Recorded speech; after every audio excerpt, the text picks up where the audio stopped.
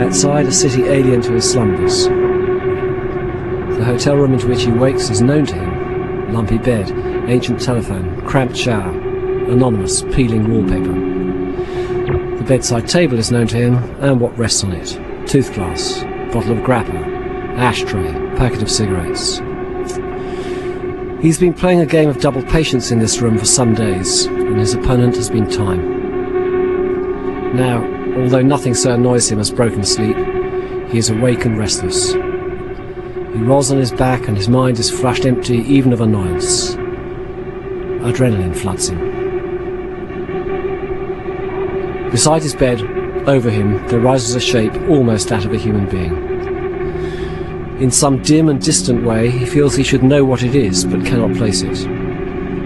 He stares up for a seemingly limitless minute, his senses unable to focus properly, incapable of sending adequate messages to his brain.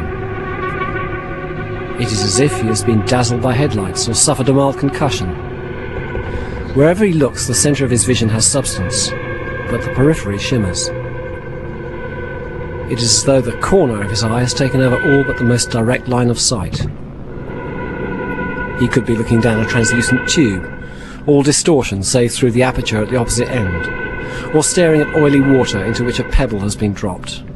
At the centre, stillness, but around it, disturbance, insanity of shape and form.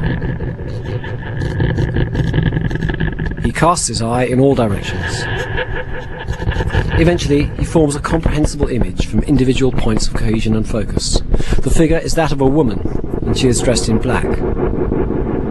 Except for the colour of her garments, she is exactly like one of those plaster Madonnas from tacky, materially pious religious shops. He feels something of church as he looks up at her, yet he does not react reverentially. Except to be dumbly astonished, he hardly reacts at all, and though the adrenaline rushes him to total awareness, he is strangely unafraid. Her face is the only part of her body he can see. When he does so, he looks nowhere else. It hangs above him, framed in the cowl of her robe. The familiarity he had felt in her mere presence shines from her face. It is as though he has known it, been close to it, a day or a year before, or as though he knows that he will know it in the future, or that he has seen it, once only, in a dream. The features and line are almost unbearably perfect, sharp and smooth, cold as marble, flushed with fever.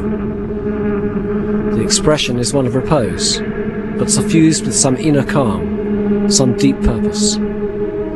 The eyes are dark, intense, hypnotic, and he feels that if they meet his head-on, he will surely drown. But there is no chance of this. Though she is only inches away, leaning over the bed, her eyes remain steadily fixed at the horizontal, as though examining something of surpassing interest on the wall opposite. She looks across and beyond, rather than at or through him. Not a single movement of her eye, head, or body disturbs the silence, the essence of the moment. And yet he does not really see her, it is more than that. In some most sensory and sensuous of ways, he feels her in this moment. The instant seems to last for hours, as though, in order for him to absorb her presence fully, she has stopped time, or speeded up his rate of absorption, until now his every awareness is her. And now, only now, she speaks. Her voice seeming to come simultaneously from every corner of the room, and from one tiny vibrating point in his own brain. Take good care of your life, for you will have need of it. She is gone. For a being of such tranquility and calm, her words, redolent of threat and violence, had been incongruous. This is lost on him in the awfulness of her sudden disappearance. For a moment, the utmost anguish of loss. But normality, the reality of the room, reasserts itself, and the brain begins to question. He raises himself on his elbow, shaking, and for fully 5 minutes searches out the shadowy corners of the room for her continued presence, her reality, or at least some evidence of her having been there. The room is empty and silent. He is unquiet with a feeling of otherness and the faint, unstated menace that it brings. There is fear in his soul, but his mind races for comprehension and assurance. He knows about dreams. He thinks he might have been dreaming. Several times he has woken from one dream into another, and not known that it was so until finally he is woken up. But he is not dreaming now, and there has been no movement between dream and real worlds in all this. At one moment she had been standing over him, and at the next he was searching the contours of the room for her presence. Throughout, he had been fully awake. He is awake now. She was too real. He cannot accept that she was a hallucination, a projection from the dream world into the real one. He reaches for the sanity, albeit inconclusive, of a vision, an apparition, thinks of Saul, Paul, Bernadette. His soul, as it did long since to such things, demurs and responds to the groped-for conclusion with questions. If there are dreams within dreams, worlds within worlds below the level of consciousness, could we not also imagine states of wakefulness piled one on top the other? That there is a pyramid of existences, and that from our position in it we can only see what lies below, can only guess at what towers above. Had she been from a higher step in such a system? His soul whirls in supposition. It does not change his knowledge of what he has experienced. Take good care of your knife, for you will have need of it. The urgency of search, first for her, then for reason, dies away. Memory and emotion once more take hold of his uneasy spirit. Her words career pinball-like around his head. They bounce from one potential thought or meaning to another, flashing lights of recognition and presentience. Then, under the impulse of their own gravity, they fall away, only to return again, stimulating the same thoughts, the same recognitions, the same uncertainties. He is exhausted. Sleep exerts its own gravitational pull and sucks him down. The words still run through his brain as he falls, now made all the more meaningless to him through repetition. This is all there is. He can no longer keep the game of conjecture in motion. He has been awake, most intensely so, for barely 20 minutes. Now, the sleep into which he plunges, too, holds mysteries for him. The globe hangs in the air before me. I recognize it. I have seen it here before. It is at a distance, but seems so enormous that I can see no other detail of where I am. I can hear the sea. With sight alone, I can somehow touch the globe. I know how it feels, but it is like nothing. The surface is neither smooth nor pitted, neither hard nor yielding. It is like an amalgam of everything, of metal, of wood, of stone, yet none of these. It is dull and bright, soundless and thundering, acid and sweet. Implacable motion through alien sky. It comes towards me. Its mere presence crushes the air around it. It loses neither enormity nor weight as it approaches me, but all perspective is reversed. Even now, only feet away, I can still see it all, though its true size can only be appreciated at a distance. It shrinks, but remains the same. Perhaps I grow. If my limbs were not paralyzed, I would try to push it away. Only my eyes and brain are not completely numbed by its presence. It comes on, now towards my open mouth. I am powerless to clamp it shut. It yawns wide to receive the globe. Wider, wider. Now the thing is to my tongue. I know its touch, and it is as my eyes saw it. It is the negative of all taste, of all tactility. Now it expands to fill my whole mouth. Now it contracts to the diameter of my throat. It is still complete. It is still the same. I swallow it. So the first dream. He breaks the surface of sleep for a moment. It is just long enough for him to differentiate this dreamed experience from the real one of the Madonna, just long enough for the dream to lodge itself in his memory. Then, once more, into the darkness of unconsciousness. He has had the dream before. It is, of course, well known, an archetype. Insofar as these things can be brought forth into waking reality, it has even been fixed in paint and canvas by who else, Magritte?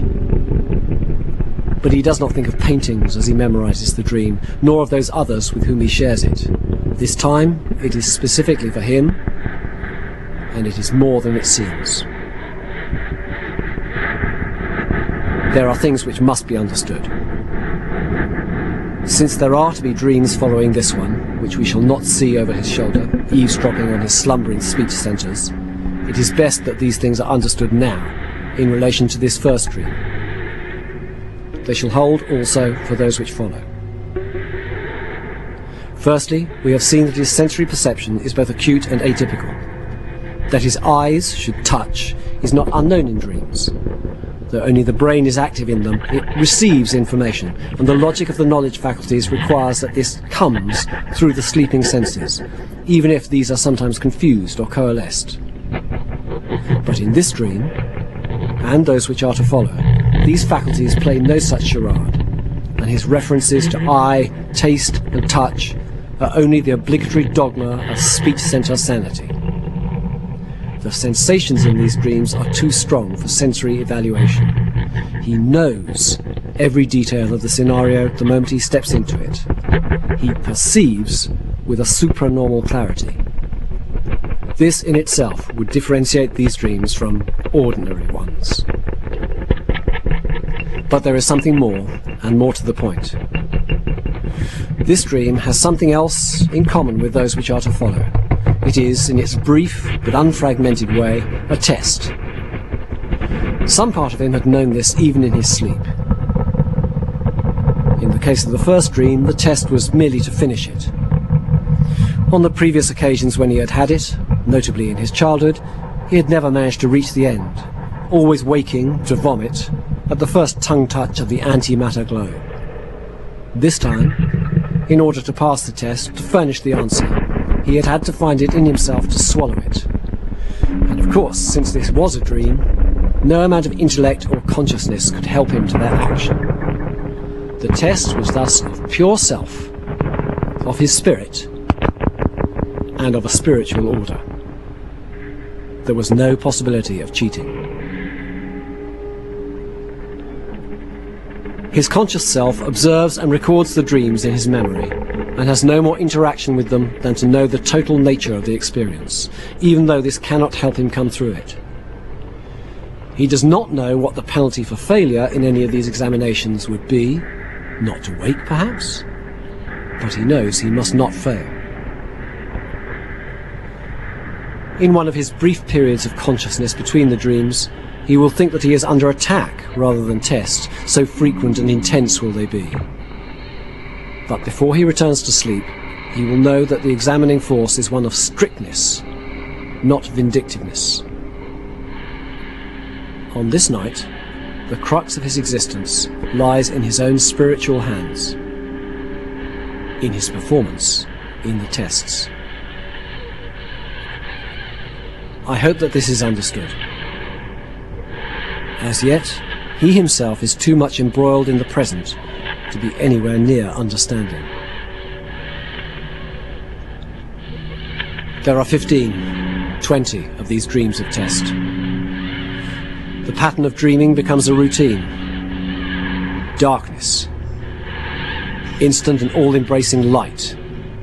Awareness, experience, necessary information. Test. Survival. Waking. Memory retention. Darkness. There is the finger-bloodying cling to the neck of a Pegasus, the knowledge of when to let go, to fall in perfect parabola. There is the walk over, then through the pit, where one wrong footfall would plunge him into nameless horror. There is the balance on the beam, the linguistic puzzle, the numerical maze. There seems always another test to follow the last, each answer to be found in himself, his own capacity, with no other determinant to help him. At last, there is a finality to one of the dreams, and in his momentary waking recognition of it, he knows that this spiritual examination is done, at least for now. The next darkness is blissfully deep and quiet. Dawn. He wakes, and the crumbs of comfort he had gathered to himself at the conclusion of the dreams are brushed from his bed by the illness which suddenly sits in his body. His head buzzes rather than aches with pain. Hardly a limb feels as though it belongs to another. All seem haphazardly swollen or desiccated by turn. A cough crouches on his chest. His nasal passages are bone dry. His eyes water. There is fever in him, and intense, exasperating, thrashing discomfort. At first he rages, thinking that this force of feeling will by itself drive out whatever inhabits him so cruelly. But he is not now in the world of dreams, and his anger aggravates rather than dispels the illness. Now he lies on his back and tries to ignore it all. The sickness, the visions and trials of the night just past. He tries to concentrate on the fact that he is in a hotel room in a foreign city, that he is passing time, and that he must stiffen his resolve and do just that. But it is no use. The night has taken too much out of him. He has no further energy reserves on which he can call to bind himself together. He stares at the musty ceiling, at the cracked lampshade gradually becoming visible in the grey dawn light through the shutters. He decides that he must make temporary truce with time, wait till the city is more awake, when its energy can be harnessed with his own against whatever is upon him. Time is allied to silence, and silence is Judas to the heart. He remembers something he wrote long ago, an adolescent poem which estimated the number of heartbeats he had left until his average projected death. Never the same, it had been called. Now he knows that it is always the same, what is left, and that its number is both relative and irrelevant. His consciousness is drawn inexorably to the beating of his heart, the counting out of his time. It seems the only organ in his body which is not betraying him with malfunction. But even in this truce, it is turned traitor on the side of time. The rush of blood, the beat, his body clock. He has no real thoughts or feelings. They have evaporated, gone into vacuum. He does not know if he lies there for 2 hours or 10 minutes. He can hear the street outside begin to bustle, but none of the hoped-for energy seeps through the shutters of the room. He feels his fever increasing, his leaden limbs growing yet more weighty, his discomfort becoming excruciating. Somehow he feels that both his illness and his inability to fight it spring from the same cause, his experience of the previous night. The energy so drained from his body was not really that of calories, but of will. He does not have the strength of mind to fight. So, he must bend, but not bow. He must go with the current and strike land as and when he can. He must conserve and channel what there is of his energy. This means going into limbo once more. But limbo offers mixed comfort. His mind is locked to daylight time. Now there burns in him a moment of full clarity, of realization connecting the day and the night. This illness, too, is a form of test. His lethargy is jerked from him, but this inspired knowledge, or guess, or further hallucination cannot really help him. Time still has to be waited out, whatever the illness is or means. So now he lies still, and suffers, but does not resist. He goes with the tide, and to it surrenders his body, but not his spirit. He wishes for nothing, and tries to think of nothing. At one point, a treacherous thought comes. I could die in this room. But it is only passing fear and conjecture. The resolution to accept without giving in returns to him. Time passes, begrudgingly. Now it comes upon him in all its fury. He has been in greater pain before, has exhibited more alarming symptoms at other times, but never before has such a feeling of total sickness flooded his brain. It is as though it comes from cell level, from every cell aching, insistent torture. His bodily mind cries out for discorporation. His spirit screams against the illness, but it chokes him, and time drips into him like poison. His cough has sprung deep into his lungs, dry, repetitive, and spasmodic. Fever sucks cold sweat from his pores, at a pitch where neither movement nor immobility, even in the defensive fetal position, assuage it. Exhaustion runs through his every fibre in deadening anaesthetic. It seems that his only functioning muscles are those which rack him in the coffin. His nostrils and sinuses feel as if they have been dusted with ground glass. His eyes and lids coated with mercury. It lasts at this desperate level for 3/4 of an hour. Then quickly it is gone. He is left soaked with sweat, drained, with the legacy of the heaviest of possible colds, with a rasping hoarseness in the throat. He is still uncomfortable, still ill. But this is as nothing compared to the convulsions of illness he has just been through. Now he lies on the bed, attempting to read. He is in neutral, physically and spiritually spent, yet fully aware. Distanced now from the intensities of the illness and the dreams of the previous night, he has forgotten neither. He does not have to stay alone in this hotel room. There are people he knows in this city. He could go to visit, to be comforted by them. He makes no move, even in the knowledge that they would make him remember normality, forget what he had been through. No move, not even one tentative telephone call. He knows that he has seen and experienced something. He knows that, of all times, it is now important that he does not forget.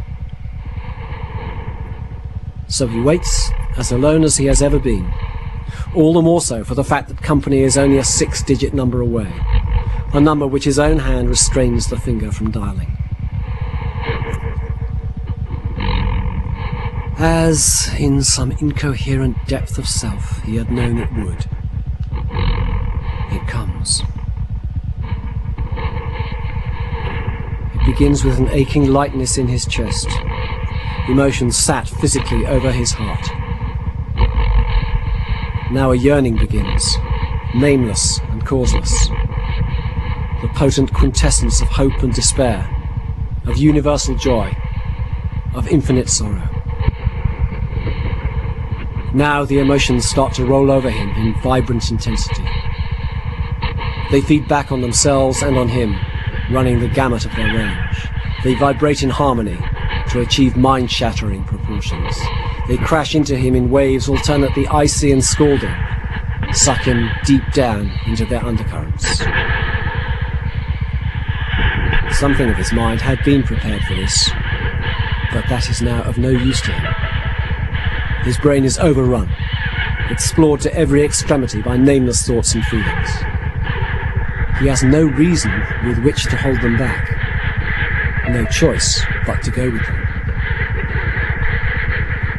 He finds himself pacing the room manically, threshing his hair with wild, uncontrolled fingers. He finds himself punching a door jamb with all his strength.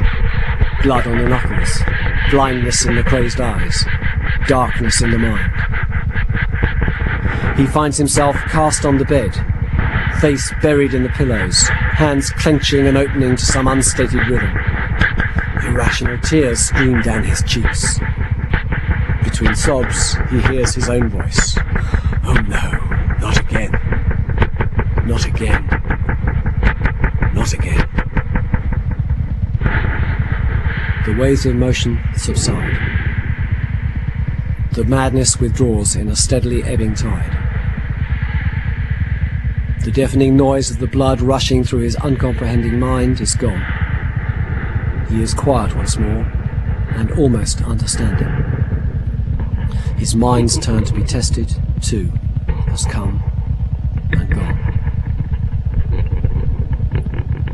He lies prone, finally and utterly exhausted. He has been cruelly examined, but he is whole in mind, body and spirit. Too soon, too tired now to ask why, to find, even if it is possible, any true comprehension. He thinks of something he once heard. It seems long ago. It seems that it has been in his head forever. Take good care of your knife, for you'll have need of it. Now he drops into sleep, into the final dream. I am in a prison cell. Moisture, light, little, no comfort. It could be Monte Cristo, the man in the iron mask, Desaad. It is that time, that dark. No knowledge of crime, no knowledge directly of punishment. No idea whether I am criminal or innocent. This could be prison or private dungeon. It could be Kafka. It is that dark. This is not life. I have been condemned to lose my life, to spend what is left of it here. The faceless man comes through the door. He is here to murder me. A secret execution. I crouch against the sweating wall beneath the window slit. He advances on me. Him, from many points in the room. The corner. He is over me. Still I cannot see his face. His form lurches over me, misshapen, hunched. My hand finds the knife it has been clasping. I do not know how long it has been there. Thrust into the knotted back, the side, the chest of the faceless man. He collapses on top of me, suffocating me. I force him aside.